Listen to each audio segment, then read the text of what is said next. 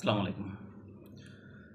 আমরা দেখেছিলাম অন্তর্বর্তীকালীন সরকারের সময়ে যেভাবে এই যে জুলাই আন্দোলনের যারা অগ্রগামী ছিল, যে সমস্ত সমন্বয়ক নামধারী ছিল, তারা যেভাবে যে তাদের অনৈতিক কার্যক্রমগুলো যেভাবে করেছিলেন, তারা যেখানে সেখানে এবং পুলিশের সাথেও তারা মব করেছেন, সাধারণ মানুষের সাথে তারা মব করেছেন।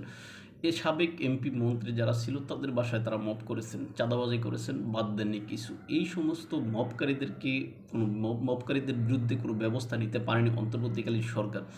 কেননা তাদের একটাই পরিচয় ছিল, তারা ছিল সমন্বয়ক, তারা ছিল আন্দোলনকারী ইত্যাদি ইত্যাদি।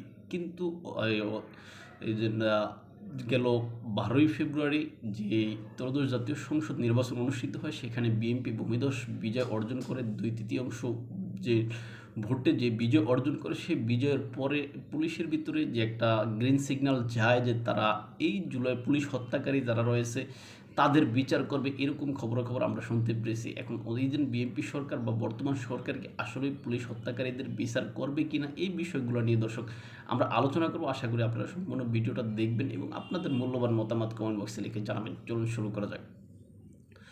দর্শক, আপনারা জানেন 2024 সালের 5ই আগস্ট আওয়ামী লীগ সরকার পতনের পর বাংলাদেশের যে পট পরিবর্তন হয়েছে, বাংলাদেশের ভিতরে যে অস্থিতিশীল পরিস্থিতি সৃষ্টি হয়েছে, বাংলাদেশের ভিতরে যেই অমানবিকতা তৈরি হয়েছে, সেটা আসলে ইতিহাসের জঘন্যতম একটা ঘটনা। কেননা আমরা জানি যে তখন যেই সমস্ত ঘটনাগুলো ঘটেছে, আপনি দেখেন যে একটা সরকার পতনের পরে যেভাবে থানাগুলোতে বাংলাদেশের যে বিশেষ করে ঢাকা শহর বা দেশের বিভিন্ন স্থানে যেভাবে থানাগুলো লুট করা হয়েছে এবং থানাগুলোতে যেভাবে অগ্নিসংযোগ করা হয়েছে, এটা আসলে 1971 সালের আমাদের মহান মুক্তিযুদ্ধের সেই সময়ের কথা স্মরণ করে দেয়। পাক হানাদার বাহিনী যেরকম আমাদের এই দেশে সাধারণ মানুষের বাড়িঘর সাধারণ সব কিছু যেভাবে জ্বালিয়ে পুড়িয়ে দিয়েছিল, এই দেশের রাজাকাররা যেভাবে তাদের মানে এই যে পাক হানাদার বাহিনীদেরকে সহযোগিতা করেছিল, এরকম বিষয় মনে হয়।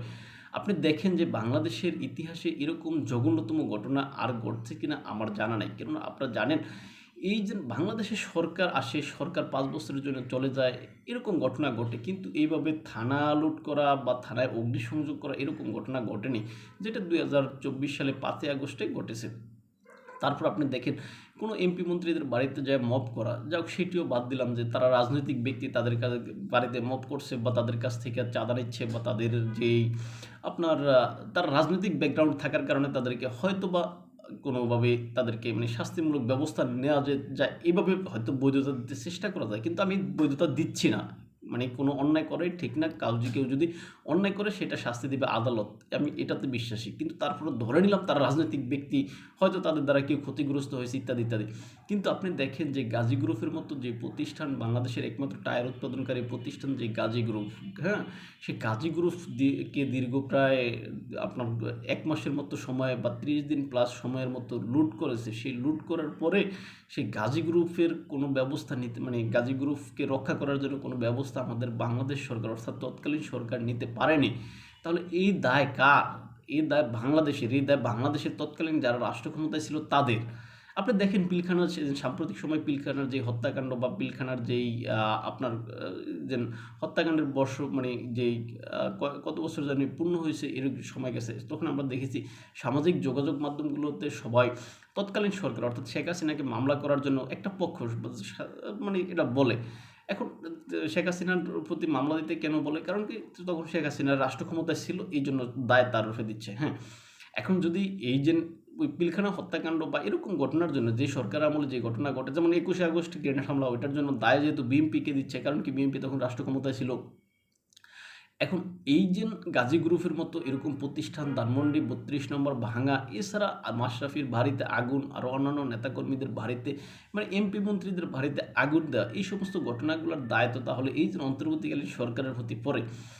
আর তাছাড়া এই যে রাজনীতি আপনারা দেখেন যে রাজনৈতিক পট পরিবর্তনের পরে, বিশেষ করে এই নতুন সরকার আসার পরে শাহাবুদ্দিন চুপ্পুর যেই মানে আমাদের মহামান্য রাষ্ট্রপতি শাহাবুদ্দিন চুপ্পুর যে সাক্ষাৎকার, সেই সাক্ষাৎকার যদি আপনি দেখেন তাহলে এই যে সেখানে বলা হয়েছে যে ডক্টর মোহাম্মদ ইউনূস যে কাজগুলো করেছে সেগুলো অনেকটাই অসাংবিধানিকভাবে করেছে।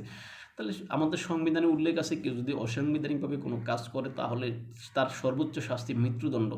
তাহলে এই যে বিএনপি সরকার কি এই যে ডক্টর মোহাম্মদ ইউনূসের বিরুদ্ধে কি ওরকম মামলা করবে কিনা শহর থেকে, অথবা নতুন মানে অন্য কোনো পক্ষ বা তৃতীয় পক্ষ কেউ যদি এই যে ডক্টর মোহাম্মদ ইউনূস বা তাদের সাঙ্গপাঙ্গদের বিরুদ্ধে যদি মামলা করে, বিএনপি সরকার কি ওই মামলাগুলো এগিয়ে নিতে দেবে কি না, এটা আসলে প্রশ্ন করা যায় বা প্রশ্ন করতে হয়।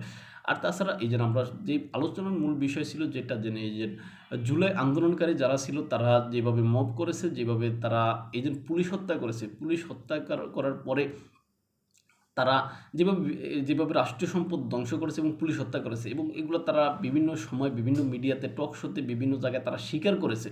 তারা এমনও বলেছে যে না, আপনার যদি মেট্রো রেলে আগুন দেওয়া না হতো, যদি সেতু ভবনে আগুন দেওয়া না হতো তাহলে বা বিটিভিতে আগুন দেওয়া না হতো তাহলে এই যে আওয়ামী লীগ সরকারের পতন হতো না, এরকম কথাও কিন্তু আমরা দেখেছি, বলেছে কেউ কেউ।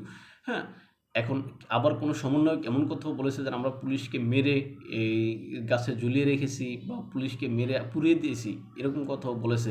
হ্যাঁ, এখন অন্তর্বর্তীকালীন সরকারের সময় যে একটা ডিক্রি জারি হয়েছিল বা যে অধ্যাদেশ জারি হয়েছিল বা দায়মুক্তি দিয়েছিল, সেই দায়মুক্তিতে যে কথা বলা হচ্ছে যে পুলিশ হত্যার কোনো বিচার করা হবে না, এটা কেন ভাই? কেননা বাংলাদেশে আপনি দেখেন যত হত্যা হবে বা যত অপকর্ম হবে, সকল অপকর্মের বিচার করতে হবে, করা মানে আইনি সকল মানুষ আইনের মানে সমান অধিকার, মানে আশ্রয় লাভের সমান অধিকারী হইবে, এরকম কথা আমাদের সংবিধানে রয়েছে।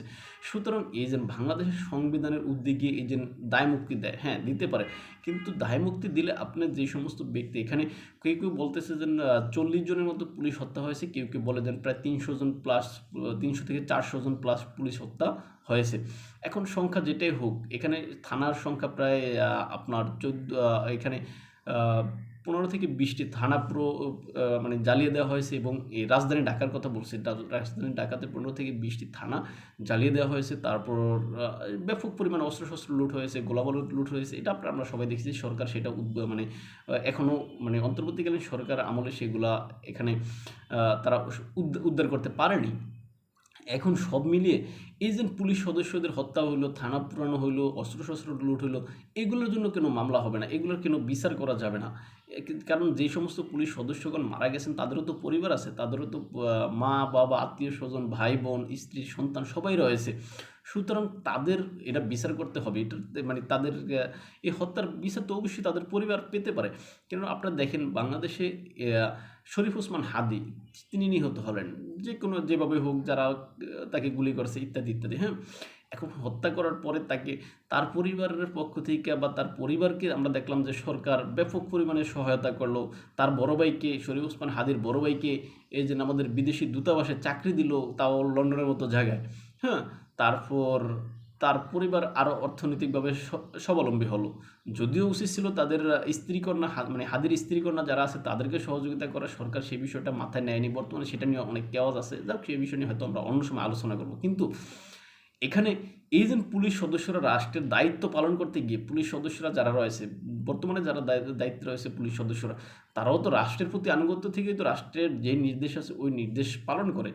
এখন পুলিশের কাজ তো রাষ্ট্রের দায়িত্ব পালন করা।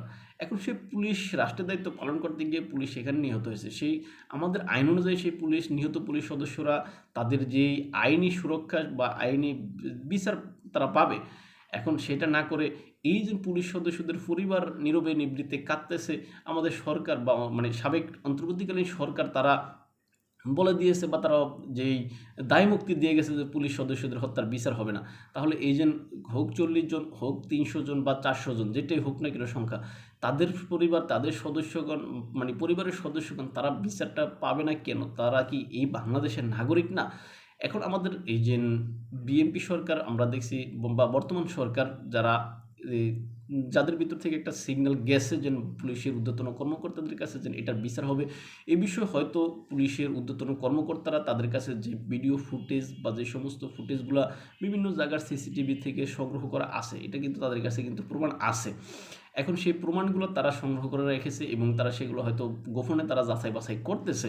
যাচাই বাছাই করে হয়তো বা তারা যে সমস্ত নামগুলো সামনে নিয়ে আসবে সেগুলো হয়তো বা বড় কোনো রাগাব বলদের নাম, হোক সেটা এনসিপির শীর্ষ পর্যায়ের, হোক সেটা এক্স ওয়াই জেড বিভিন্ন দলের। এখন আপনি দেখেন এনসিপি হোক বা শীর্ষ পর্যায়ের এক্স ওয়াই জেড বিভিন্ন দলের হোক, তারা কিন্তু বর্তমানে কেউ হয়তো এমপি, কেউ হয়তো মন্ত্রী, সংসদ সদস্য ইত্যাদি ইত্যাদি। এখন এই এমপি, মন্ত্রী বা সংসদ সদস্য যারা যেখানে রয়েছেন তারা কি আসলে এই বিচারের মুখোমুখিতে হবেন তারা কি, মানে এই যে পুলিশ সদস্যরা যদি তারা মানে তাদের যেই রিপোর্ট তৈরি করবে, যেই রিপোর্ট পেশ করলে দেখা যাবে যে বড় বড় রাগাব বল এখানে যখন ফেসে যাচ্ছে, তখন বিএনপি সরকারও এই বিষয়টা আসলে দেখবেন দামাচাপা দিতে চেষ্টা করবে বলে আমার মনে হয়।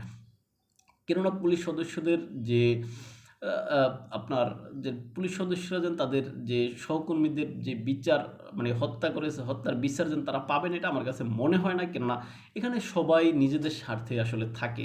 আমরা যে আওয়ামী লীগ সরকার ভালো ছিলাম সেটা বলি না, আওয়ামী লীগ সরকারও নিজেদের স্বার্থে নিজেরা তাদের কার্যক্রম করে গেছে। আবার পূর্বে বিএনপি সরকার ছিল, তারাও নিজেদের স্বার্থে নিজেদের কার্যক্রম করেছে, আবার বর্তমানে তারা করবে। হ্যাঁ, এখানে আসলে বাংলাদেশের রাষ্ট্র ক্ষমতায় যারা থাকে তারা সবাই নিজেদের স্বার্থে নিজেদের পছন্দসই কাজগুলো করে থাকে। এখন এই যে পুলিশ সদস্যরা যখন তাদের যেই আপনার এই যে লিস্ট বা তালিকা তারা তৈরি করবে, সেই তালিকায় যখন গুরুত্বপূর্ণ ব্যক্তিদের নাম আসবে, তখন ওই গুরুত্বপূর্ণ ব্যক্তিদেরকে বাঁচাইতে গিয়ে বাঁচানোর জন্য আমাদের রাষ্ট্র নয় নাটক করবে, সেখানে নতুন করে নাম ঢুকাবে, নতুন করে সেখানে নাটক সাজাবে, এইভাবেই চলতে থাকবে। আদতে ওই ব্যক্তিরা আসলে, অর্থাৎ পুলিশ সদস্যরা বা মৃত পুলিশ সদস্যদের পরিবার, তাদের পরিবার পরিজনের হত্যার বিচার তারা পাবে না, বা তাদের আত্মীয়দের বিচার তারা পাবে বলে আমার কাছে মনে হয় না। দর্শক, এই বিষয়ে আপনি কি জানেন বা কি মনে করেন, এই বিষয়টা আপনিও কমেন্ট বক্সে লিখে জানাতে পারেন। আর আমাদেরকে যদি আপনারা ফলো করতে চান, তাহলে ইউটিউব এবং ফেসবুকে স্বপ্নচারীর কথা নামে, ইনস্টাগ্রাম এবং টিকটকে এনায়েত হোসেন নামে আমাদের সাথে থাকতে পারেন এবং আমাদের চ্যানেলটা সাবস্ক্রাইব করতে পারেন। ভালো থাকবেন সবাই, দেখা অন্য কোনো ভিডিওতে অন্য কোনো বিষয়ে। আসসালামু আলাইকুম।